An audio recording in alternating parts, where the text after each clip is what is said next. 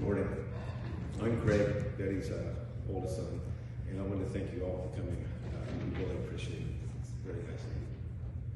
I just want to say a few things about how I remember Mom and the rest of the family. She loved the church so much, and she would always talk about it.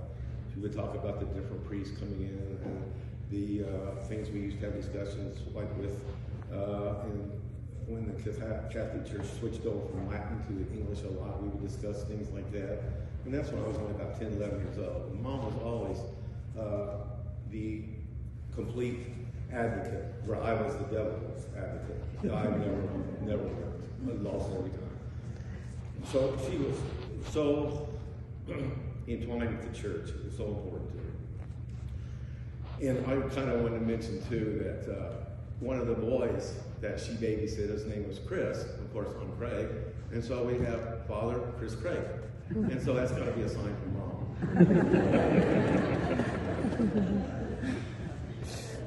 Mom used to explain to us when we were little about the dilemmas and the fallbacks and racism and poverty. And she would always refer to her friends in Alabama about the racism that was going on in the 60s and 70s. And she used to talk to us about it and tell us and teach us how to empathize with them and not pity them. By empathy and working with them and helping with them. In the same way for poverty, she would say those are the things that we need to all work on and not feel bad about, but work on and never stop.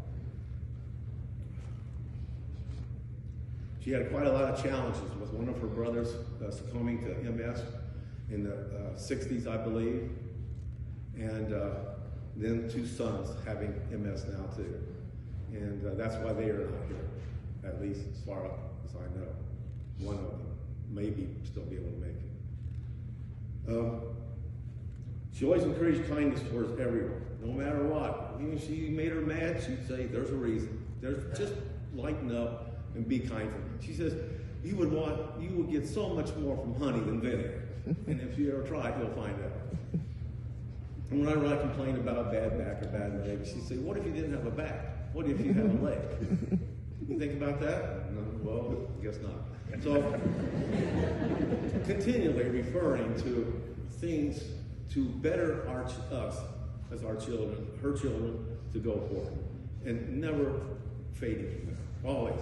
Right up to the last day, I spoke with her about 3 hours before, as I understand, passed away. And I said, Mom, how you doing? She goes, well, I feel a little tired. I said, well, why don't you put those books down and go home? She goes, oh, well, I'll finish them up when I go. And so my sister tells me that later she went home, sat down, and hopefully we feel that she passed away into heaven just like that.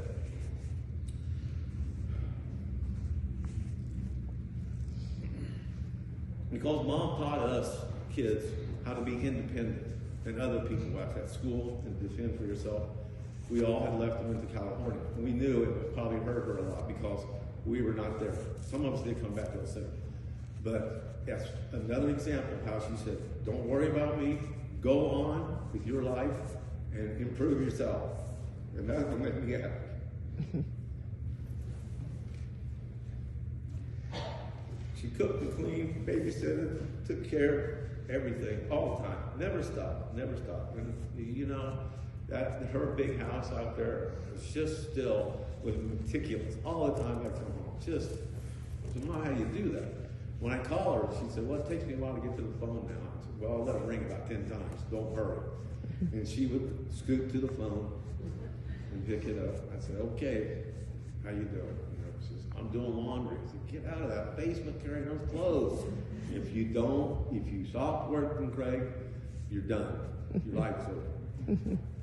She says, you know, at this age, I've been working more since I retired for 30 years. I'm not going to stop now. I never will. Yeah. And that's the way it was.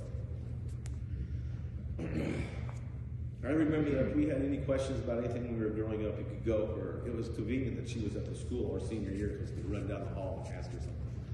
And she'd lift you up and tell you some things to improve the day.